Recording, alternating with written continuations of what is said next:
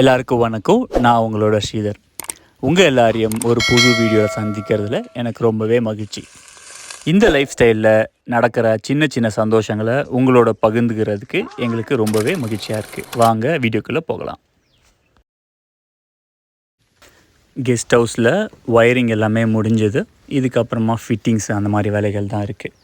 அதனால் இனிமேல் தைரியமாக நம்ம பூச்செடிகளை சுற்றி வைக்கலாம். ஏன்னா தோன்ற வேலை எல்லாமே முடிஞ்சிருச்சு. இன்றைக்கி நம்மளோட கெஸ்ட் ஹவுஸ்க்கு பக்கத்தில் ஒரு மாமரமும் ஒரு பலா மரமும் வைக்கலான்னு நினச்சிட்ருந்தோம். சரி, வெறுமை மரம் வைக்கிறதுக்கு பதிலாக கல் சுற்றி அடுக்கினா கொஞ்சம் பார்க்குறதுக்கு அழகாக இருக்குன்னு சொல்லி ஓவல் ஷேப்பில் ஒரு கல் அடுக்கலான்னு ஃபஸ்ட்டு ஆரம்பத்தில் நினச்சோம். அதுக்கப்புறம் சரி எப்படி வருதோ வரட்டும் சொல்லி அப்படியே அடுக்க ஆரம்பித்தோம். அழகான ஷேப்லேயே வந்துருச்சு.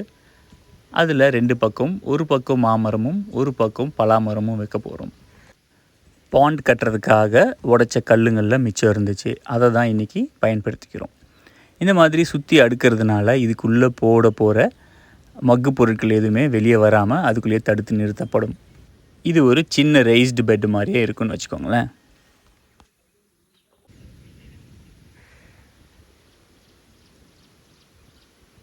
இப்போது சுற்றி கல் அடிக்காச்சு. இதுக்கப்புறமா உள்ள நம்ம மக்குன எருவை கொண்டு வந்து கொட்ட போகிறோம். நம்ம எந்த அளவுக்கு எருவு கொட்டி செடி வைக்கிறோமோ அந்த அளவுக்கு செடி நல்லா வளரும். வெறும் மண்ணில் செடி வச்சுட்டு வளரலன்னு கஷ்டப்படுறத விட நல்லா எரு கொட்டிட்டு நம்ம வச்சோம்னா செடி நல்லா கிளம்பி வரும்.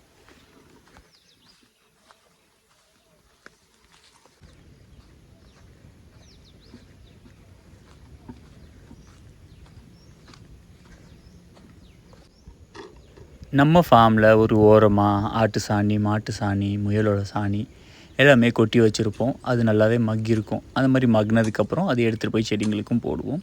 அந்த மாதிரி கொட்டி வச்ச ஒரு இடத்துல இருந்து தான் இப்போ நம்ம அந்த மக்கி போன தொழு உரத்தை எடுத்துகிட்டு போகிறோம்.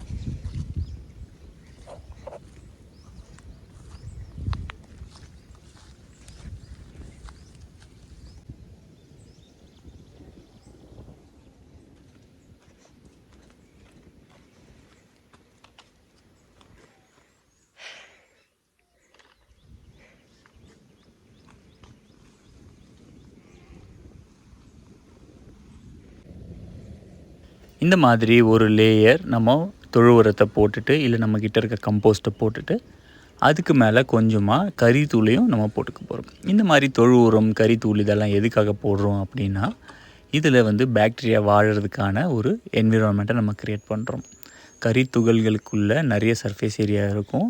அதுக்குள்ளே அழகாக பாக்டீரியா போய் உட்காந்து ஜம்முன்னு ஒரு இருப்பிடம் அமைக்கிறதுக்கு வசதியாக இருக்கும். அதனால தான் நம்ம கறித்தூளை ஆட் பண்ணுறோம்.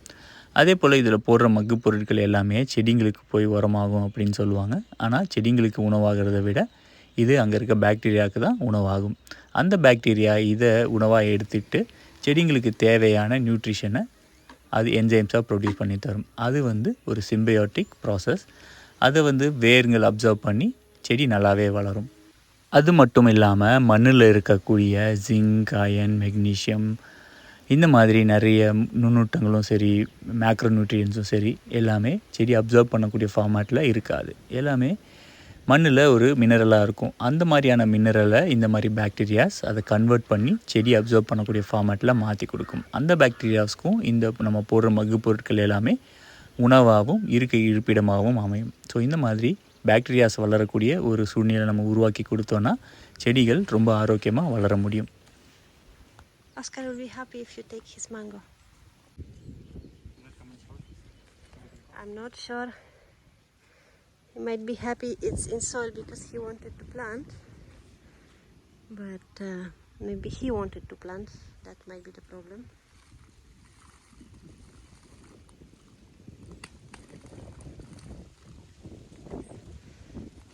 This season seed. Very fresh plant.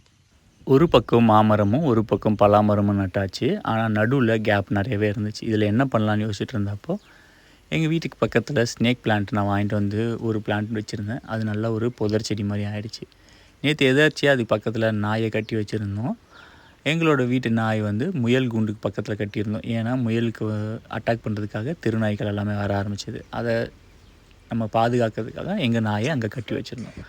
அந்த நாய் என்ன பண்ணுச்சுன்னா, இங்கே இந்த செடி எல்லாமே அப்படியே தோண்டி வெளியே போட்டுருச்சு. அந்த இடத்துல கூலிங்காக இருந்ததுனால அங்கே படுக்கிறதுக்காக தோண்டி எல்லா செடியும் வெளியே போட்டுருச்சு. சரி, அந்த செடியை எடுத்து தூக்கி போடாமல் அதை எடுத்துகிட்டு நம்ம யூஸ் பண்ணிக்கலாம்னு சொல்லி இதுக்கு நடுவில் ஒரு பெரிய பள்ளமாக வெட்டி அதில் இந்த ஸ்னேக் பிளான்ட்டை வச்சுட்டோம்.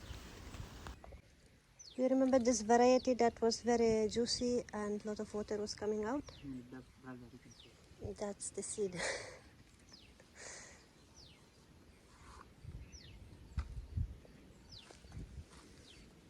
Let it grow nicely.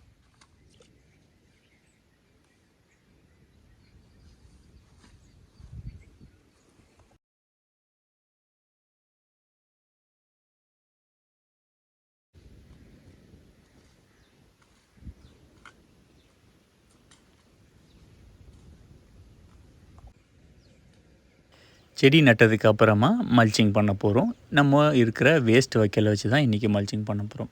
செடி எப்படி நடுறோமோ, எரு எப்படி கொட்டுறோமோ, அதே போல் மல்ச்சிங்கும் ரொம்ப முக்கியம்.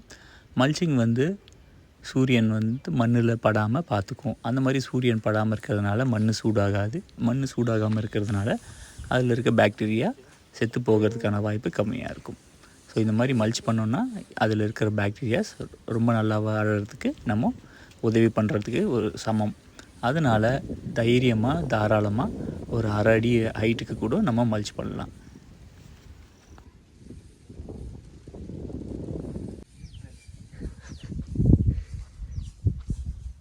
அவ்வளோதான், இன்றைக்கான பிளான்டிங் வேலைகள் எல்லாமே முடிஞ்சுது. நான் அடுத்த வேலைக்காக கிளம்பிட்டேன். இந்த பக்கம் ரெனாட்டா நமக்கு பைனாப்பிளை வச்சு ஜூஸ் போட போகிறேன்னு சொல்லி பைனாப்பிள் பறிச்சிட்டு வர போயிட்டாங்க.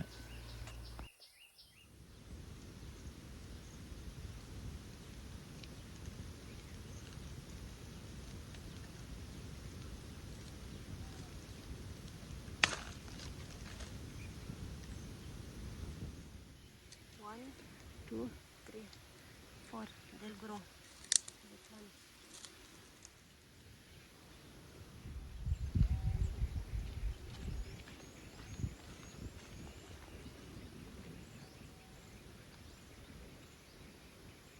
இந்த பைனாப்பிளை நம்ம ஜூஸ் போடும்போது அதோட தோலை எல்லாமே நம்ம தூக்கி போட்டுருவோம். ஆனால் அதை நம்ம தூக்கி போட வேண்டிய அவசியம் கிடையாது. அதை வச்சு நம்ம ஒரு ஃபெர்மெண்டட் ட்ரிங்க் பண்ணி நம்மளோட கட் பாக்டீரியாவுக்கு ஹெல்ப் பண்ணலாம். இந்த ட்ரிங்கோட பேர் பைனாப்பிள் தெப்பாச்சே. இது ரொம்பவே ரெஃப்ரெஷிங்காக இருக்கும். இதை செய்யறதும் ரொம்பவே ஈஸி. பைனாப்பிளில் நல்லா கழுவி எடுத்துட்டு அதோட தோலை எடுத்து வச்சுக்கணும். அதுக்கப்புறமா கொஞ்சமாக சர்க்கரை, அது கூடவே பட்டை, லவங்கம், ஸ்டார் அனைஸ் அதெல்லாமே போட்டு மூடி கண்ணாடி ஜாரில் வச்சிட்டோன்னா ஒரு 4 நாளில் அது ரெடி ஆகிடும். டெய்லி காலையில் எடுத்து குலுக்கி மட்டும் விடணும். 4 நாள் கழித்து அதை ஃபில்ட்ரு பண்ணி ஒரு காற்று போகாத பாட்டிலில் அடைச்சி நம்ம ஃப்ரிட்ஜில் வச்சுட்டு அதுக்கப்புறம் ஒரு நாள் கழித்து நம்ம எடுத்து குடித்தோன்னா அது நல்லா ஃபிஸியாகவும் இருக்கும், குடிக்கிறதுக்கும் டேஸ்ட்டாக இருக்கும்.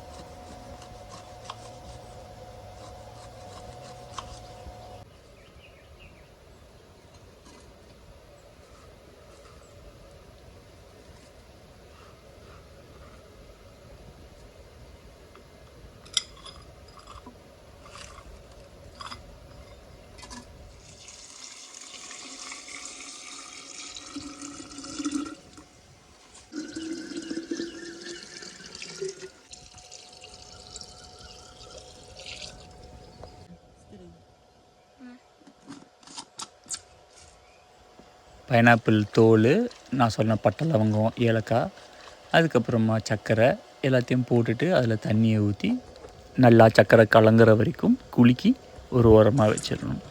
இதே போல் 4 நாளைக்கு காலையில் மட்டும் எடுத்து குலுக்கி ஒரு ஓரமாக வச்சிட்டோன்னா அது ரெடி ஆகிடும். ஈவினிங் டைமில் குழந்தைங்களுக்கான ஸ்நாக்ஸ் செய்கிறதுக்காக ரெனாட்டா இன்றைக்கி டோனட் மாதிரி ஒரு விஷயத்த செஞ்சாங்க. அதோட பேர் பாலிஷில் சொன்னாங்க, எனக்கு அது மறந்துடுச்சு.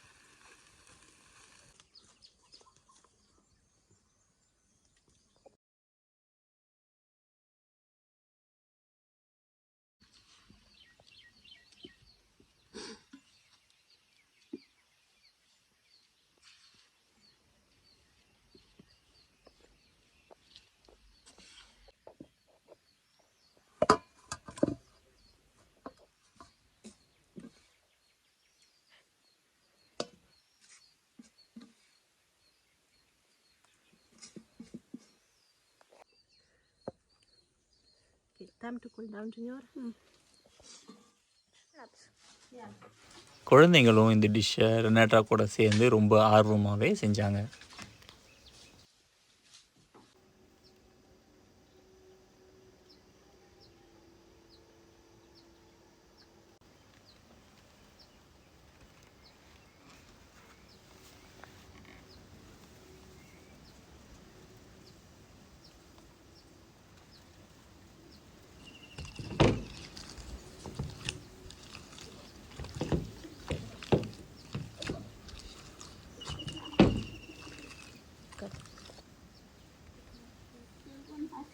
Type of oil. Huh? Not oil. Butter is that it won't stick much to it.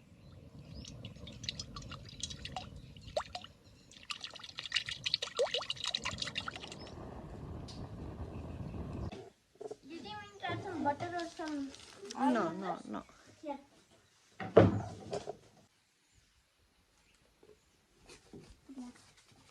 No, little.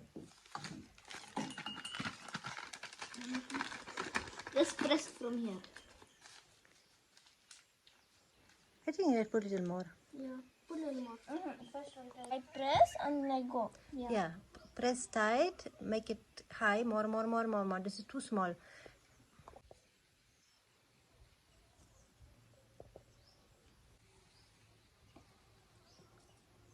Brother-sister duo. Teamwork is there. Papa, put bigger circle.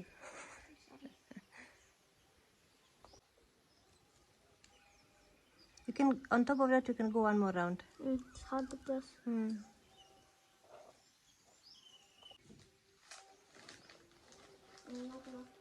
No, put more. No, enough. அந்த மாவோட consistency ரொம்ப திக்காக இருந்ததுனால piping back மூலமாக போகிறது கஷ்டமாக Like இருந்துச்சு. mummies. அதனால் பைப்பிங் பேக் பிஞ்சு போச்சு. Mine is the சரி, அதுக்கப்புறம் அது பண்ணி ஆகணுமே, வேறு வழி இல்லைன்னு சொல்லி மாவை இன்னும் கொஞ்சம் திக்காக பசைஞ்சு கையில் சப்பாத்தி மாதிரி உருட்டி அப்படியே ரவுண்டாக பண்ண I ஆரம்பிச்சிட்டாங்க. think the new version is equally good. Mine. So we can have See, other shape. I've got vada. Yeah, just stick it together, chops. Yeah. How much look at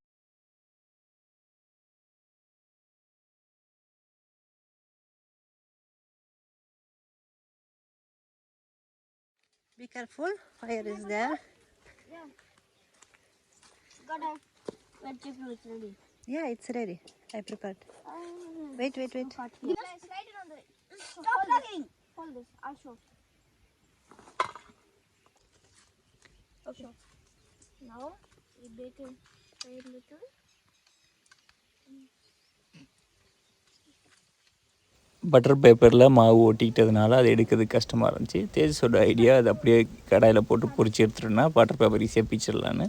அவனோட ஐடியா ஒர்க் ஆகலை. அதனால் எப்படியாச்சும் butter பேப்பர்லேருந்து எடுத்து ஆகணும்னு சொல்லி damage ஆனாலும் பரவாயில்லன்னு சொல்லி கொஞ்சமாக பிரித்து எடுத்து உள்ளே போட ஆரம்பிச்சிட்டு I'm sticking this to.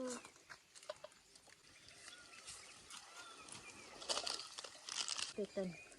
Yeah, that's Hey, mommy's poop.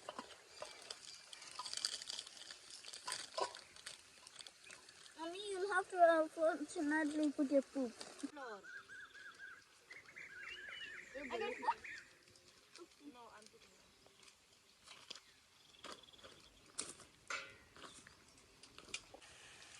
Ooh, they're bulging.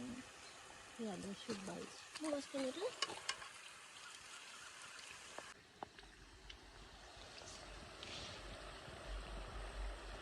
So it's under. This will be good. Yeah, take it outside. Sorry, I put That's okay.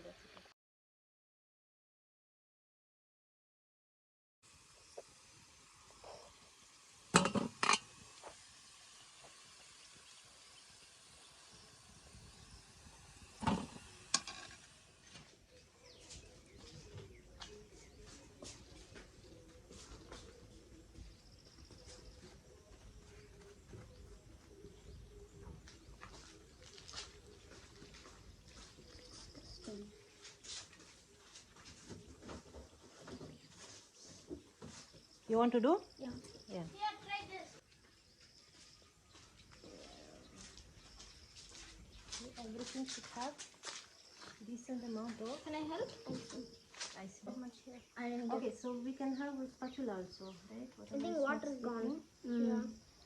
And then we can just. Oh, it's good. Okay, some of them filled in there. Yeah. Don't worry, we can. அதுக்கு மேலே sugar glazing ஒரு top code போட்டுட்டோன்னே அது சாப்பிட்றதுக்கு டேஸ்ட்டாக இருந்துச்சு. இப்போது tasting time.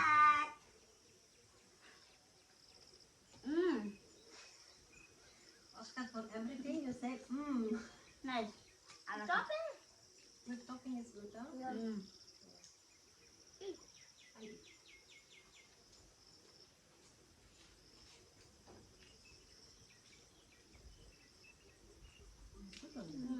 That should be fluffy inside.